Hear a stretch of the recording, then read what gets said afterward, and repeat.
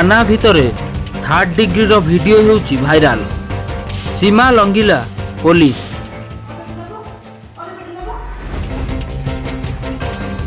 पदारे पड़िला police रो बर्बरता। दबंगगिरी रो नग्न नमूना एबे पदारे पड़िची। अभियुक्तंकु निधुम छेचिले पाटना आईआईसी। थाना भितरे थर्ड डिग्री रो वीडियो हेउची भाइराल।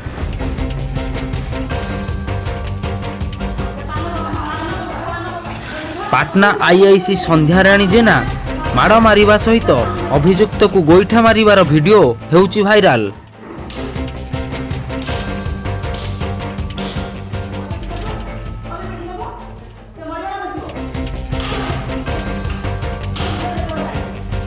सामाजिक गणमाध्यम एही वीडियो भाइराल हेला परे उच्च पदस्थ अधिकारी एहार तदंत निर्देश देइछन्ति।